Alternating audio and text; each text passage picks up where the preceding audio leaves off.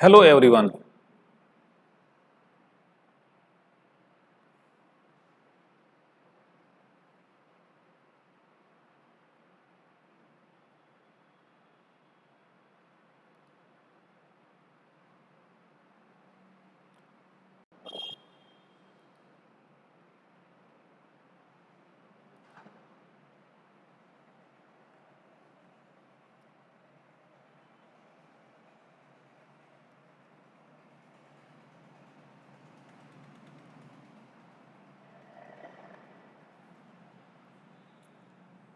बेटा इसमें अब जो हम डिस्कस कर रहे हैं एक लेक्चर में यानी जिससे पहले वाले लेक्चर में हम डिस्कस कर चुके हैं पार्ट बी और सी में से आप जो दो चैप्टर आप प्रिपेयर कर लें उन दोनों चैप्टर में से जो मोस्ट इंपोर्टेंट क्वेश्चंस थे वो हमने यहाँ पे डिस्कस किए हैं।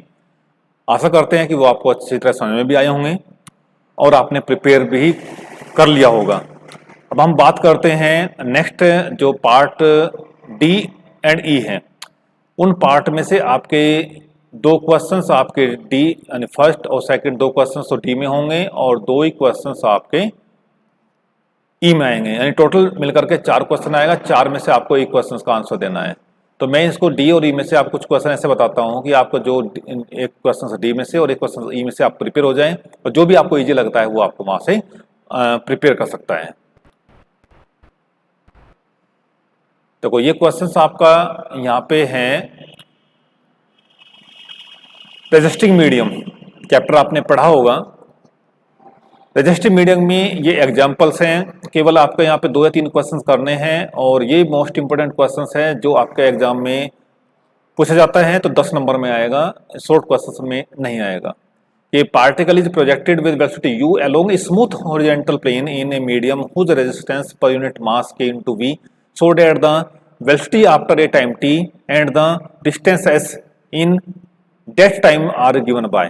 तो इसकी जो डिस्टेंस भी दी हुई है और आपके यहाँ पे ये कंडीशंस भी दी हुई है, तो हमें ये फाइंड आउट करना है कि v इक्वल टू यानी वेलोसिटी तो ये होगी और डिस्टेंस आपकी ये होगी। तो रेजिस्टिंग मीडियम है तो इससे आपका टर्मिनल वेलोसिटी यूज होती है किसमें चैप्टर्स में, ये resisting medium of A particle और इसमें टर्मिनल वेलोसिटी एक वर्ड यूज होता है जो आपका एग्जाम में शॉर्ट टाइप क्वेश्चन भी पूछा जाता है। बेटा जैसे हमने सिंपल इक्वेशन ऑफ मोशन पढ़ी है, इसमें एक मीडियम आ जाता है, उस मीडियम के अकॉर्डिंग क्वेश्चंस के आपके नेचर चेंज हो जाता है। तो आपके क्वेश्चंस भी आपके चेंज हो गए तो उसी अकॉर्डिंग ये आपका हमें फार्मूले दिए हुए हैं कुछ, उन फार्मूले का यूज करके हमें यहाँ से ये फाइंड आउट करना है। ये मोस्ट इंपोर्टेंट क्वेश्चन है। ऐसे ही आपका सेकंड क्वेश्चन ये एग्जाम्पल आपका दिया हुआ है, ये 10 नंबर में क्वेश्चन आएगा अपने आप में और 10 नंबर में आपका आने के बाद में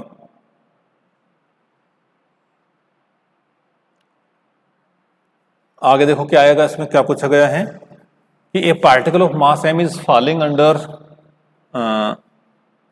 gravity through a medium, the resistance is mu into v if the particle be released from rest so that the distance falling through in time t is this। तो बेटा ये आपको अच्छी तरह प्रिपेयर करना है, ये इसमें आ चुका है और आपका उसमें एक एग्जाम्पल पूरा दिया हुआ है। इसमें दो क्वेश्चन एक साथ चलेंगे। क्या है, एक पार्टिकल ऑफ मास m है फॉलिंग अंडर ग्रेविटी, अब आपका अंडर ग्रेविटी फॉलिंग हो रहा है कि through a medium whose resistance is mu into v। ठीक है, if the particle be released from rest, यदि उसको फ्रॉम रेस्ट रिलीज किया गया है तो हमें शो करना है कि वो distance falling through a time T समय में वो डिस्टेंस जो फॉलिंग करेगा वही करेगा। तो ये आपका मोस्ट इंपोर्टेंट क्वेश्चन है। नेक्स्ट है, इसमें जो क्वेश्चंस हम जो बता रहे हैं आपका जो एग्जाम के पॉइंट ऑफ व्यू से, फर्स्ट है ये मोस्ट इंपोर्टेंट है और ये आपका कई बार रिपीट हो गया क्वेश्चन, ये मोस्ट इंपोर्टेंट है। ए particle mass m is projected with velocity under gravity, the resistance of the air being m into k time the velocity so that the greatest height attained by the particle is this। और जो उसमें v use हुआ है वो terminal velocity है और lambda into v is the velocity of the projection है। जो आपकी initial velocity lambda into v और जो टर्मिनल वेलोसिटी है वो यहाँ पे v दी हुई है। तो ये मोस्ट इंपोर्टेंट क्वेश्चन है और 10 मार्क्स में क्वेश्चन पूछा गया है। इससे पहले जो हमने डिस्कस किया था जिसमें वी और एस पूछा गया था, इसमें जो नेक्स्ट क्वेश्चंस हैं इसमें हमारा वेलोसिटी और टाइम पूछा गया है। ठीक है, वही क्वेश्चन आपका सेम, इसको आगे थोड़ा एक्सटेंड किया गया है। नेक्स्ट क्वेश्चन आपका है कि part moving in straight line in a medium whose resistance per unit mass into K into V square if the initial velocity be U so that describe the time T equal to. तो जैसे आपका ऊपर attend height दिया हुआ है तो यहाँ पे टाइम पूछा गया है, तो इतने टाइम में आपके ट्रैवलिंग करेगा हाफ डेज।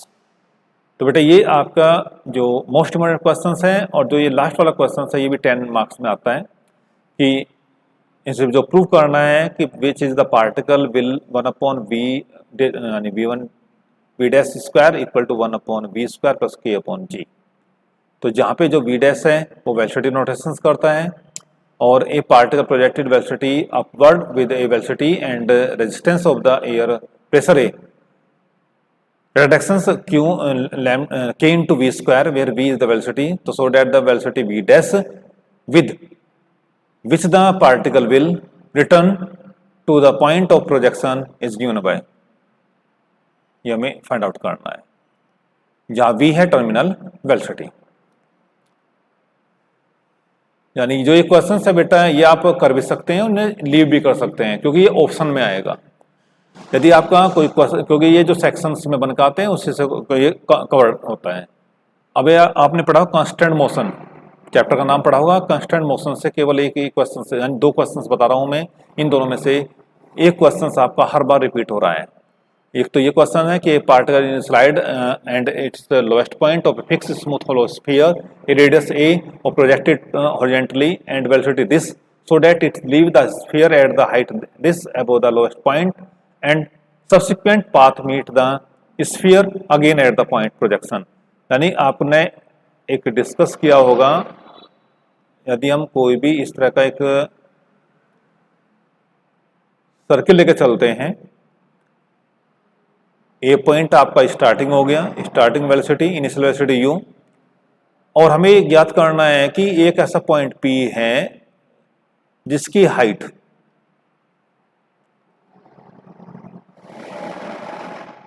ये हमने पॉइंट P लिया है, ये पॉइंट आपका A हो गया, ये पॉइंट मान के चले ये आपका पॉइंट Q है।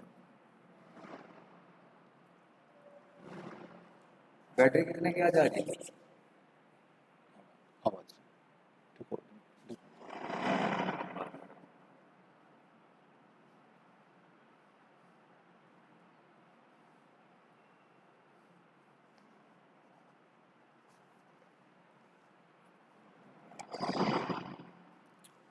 हाँ बेटा, इसमें हम जो डिस्कस कर रहे थे वो क्या है आपका इस क्वेश्चन में कि ए तो दी हुई है इसकी रेडियस, पी पॉइंट पर हम निकाल देंगे इक्वेशंस ऑफ मोशन, यानी वेलोसिटी क्या होगी इस समय में, यानी यहाँ तक पहुंचने में समय कितना लगेगा। अब बात आती है कि यदि उसकी इनिशियल वेलोसिटी यानी u equal to square root of 7/2 into a into g, यानी 5 कंडीशंस आपके इस आर्टिकल में दी हुई है। पहले उस आर्टिकल को आप डिस्क्राइब करना है, निकाल यानी इस क्वेश्चन में शो करना है, शो करने के बाद में u के स्थान पे ये रिप्लेस करना है, और रिप्लेस करने के बाद में ये पापा पार्टिकल q पॉइंट पे पहुंच जाएगा।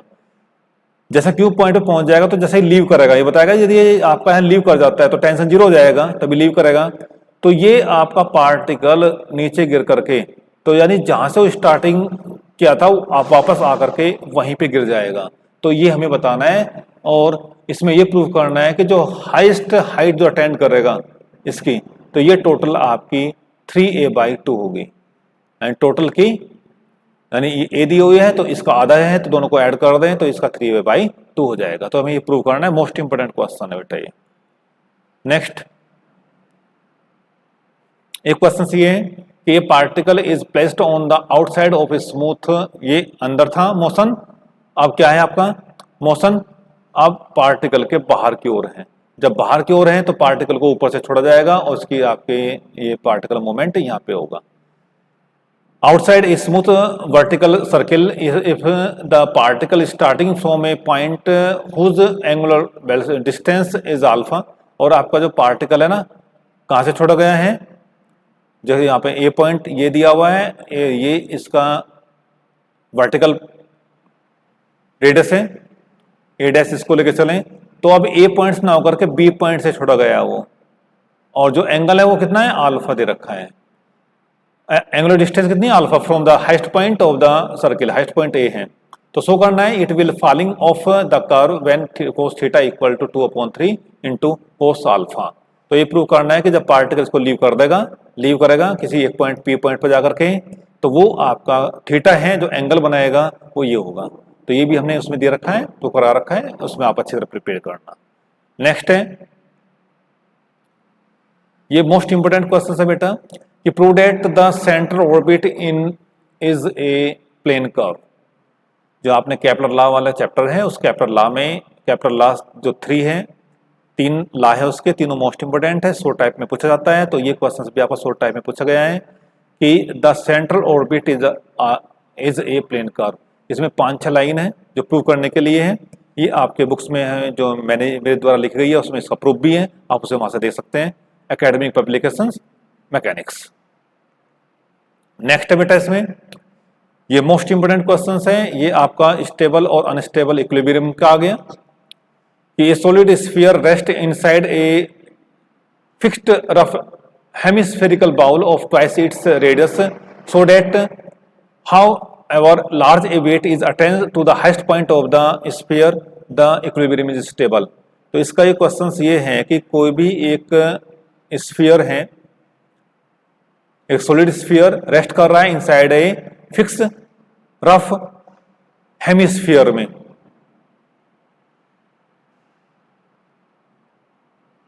ये सपोज करो हेमिस्फीयर के अंदर है, इसकी रेडियस अलग होगी, और जो आपका ये हेमिस्फीयर है इसकी रेडियस आपकी अलग होगी, इसके अंदर रेस्ट कर रहा है।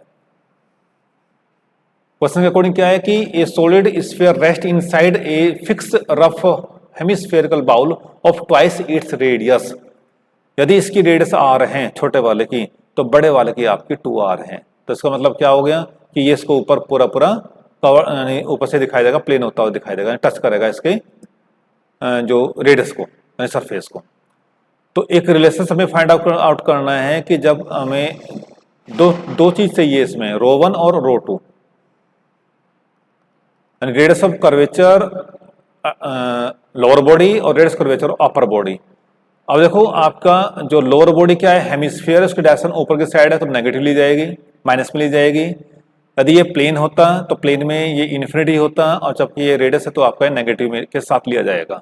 अच्छा, जबकि कॉन्टैक्ट पॉइंट से ये अपर है, जो बाउल है ये ρ2 हो जाएगा। इसमें हमें क्या लेके चलना है, ये पॉजिटिव लेके चलना है, ये पॉजिटिव तो ये नेगेटिव, इसका ध्यान रखना है, ये हमने उसमें क्वेश्चन में भी शो कर रखा है। और फिर हमें एक एच चाहिए, यानी ρ1 ρ2 और एक आपका centre of gravity, centre of gravity.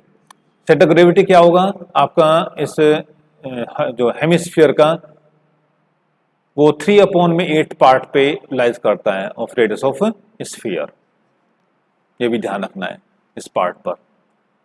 तो ये एच हमें यहाँ से मिल जाएगा, जिसको हाइट कॉन्टैक्ट पॉइंट से जो हाइट हमें चाहिए, परपेंडिकुलर हाइट चाहिए, वो आपका सेंटर ऑफ ग्रेविटी से वो एच होती है। 3 चीज चाहिए हमें, ρ1 ρ2 और एच। ये आपका प्रूफ वहां पे दिया हुआ है, वहां पर अच्छी तरह प्रिपेयर करना, मोस्ट इंपोर्टेंट है बेटा ये। इसका नेक्स्ट क्वेश्चन है, एक heavy uniform road rest with one and against A smooth vertical wall and with A point in its length resting on a smooth peg, find the position of equilibrium and so it's unstable. ये भी आपका question stable में भी है, stable unstable chapter में भी है, और ये क्वेश्चन आपका वर्चुअल वर्क में भी है।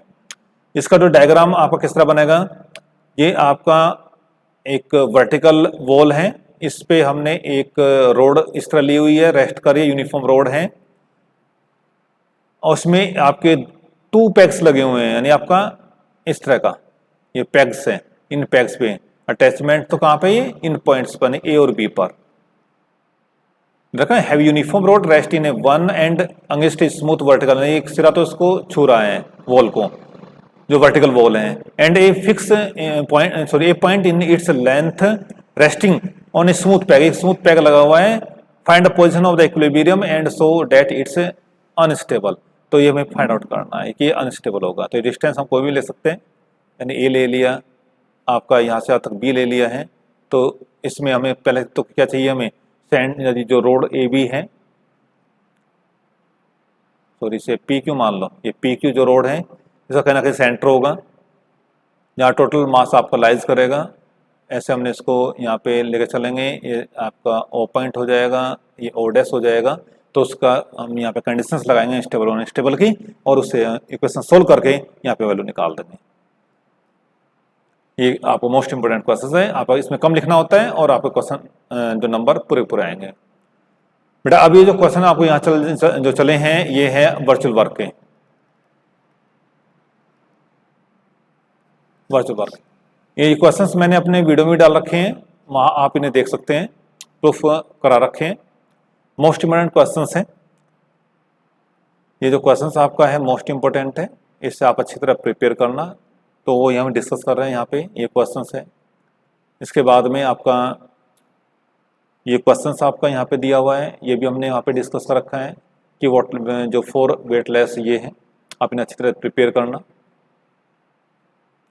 वर्चुअल वर्क का क्वेश्चन ये भी है, ये भी आपका वर्चुअल वर्क का है कि a string of length a from the shortened diagonal of rhombus from 4 uniform rod each of weight b and weight capital W which are hanged together if one of the road be supported on a horizontal position। उनमें से एक road आपकी horizontal positions में है, यानी अब एक point नहीं है, पूरी पूरी एक रोड है। तो प्रूव करना है टेंशन ऑफ स्ट्रिंग दिस। ये भी एग्जांपल है, आप यहाँ से प्रिपेयर कर सकते हैं अच्छी तरह आपका। नेक्स्ट, ये भी आपका मोस्ट इंपोर्टेंट क्वेश्चन है, आपको कई बार आ चुका है एग्जाम में। इसमें एंगल बताना है हमें कि कोई भी स्क्वायर है, उसका साइड 2a दी हुई है with plane vertical between 2 smooth pegs which are in the same horizontal line at a distance c apart. उन दोनों की जो बीच की दूरी भी दी हुई है, तो so that it will be equilibrium when the inclination of one of its edges to the horizontal is either this and this. यानी जो आपका क्वेश्चन है, एक स्क्वायर दिया हुआ है,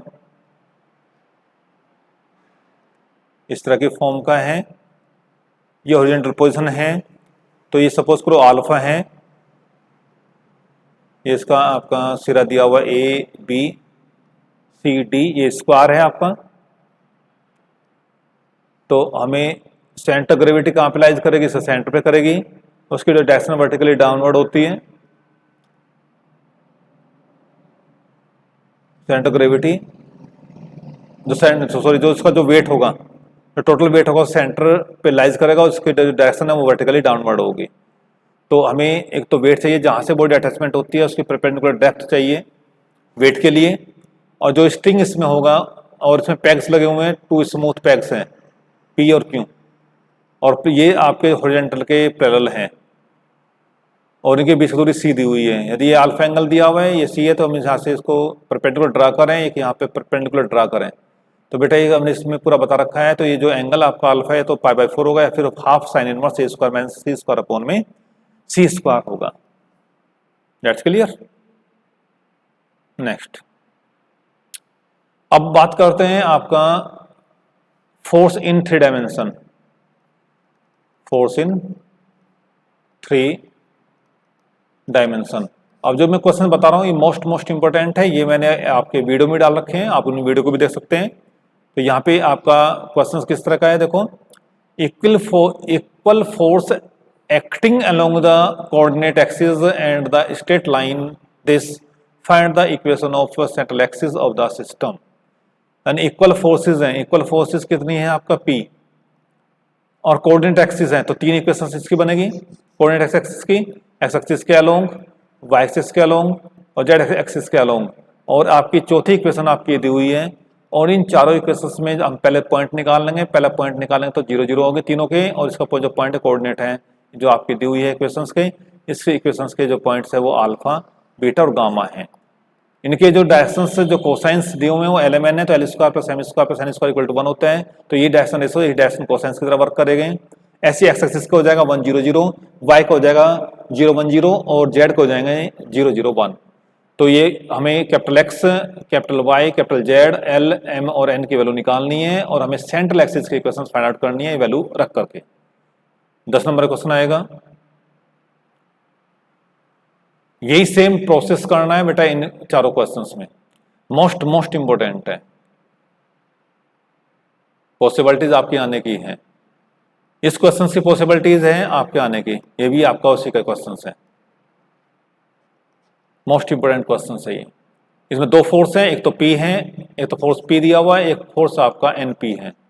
एक तो along the generator off the cylinder है, एक एक्स एक्सिस के अलोंग है, यानी दो फोर्स है, एक तो अलोंग द एक्स एक्सिस, एक along the generator off the cylinder है।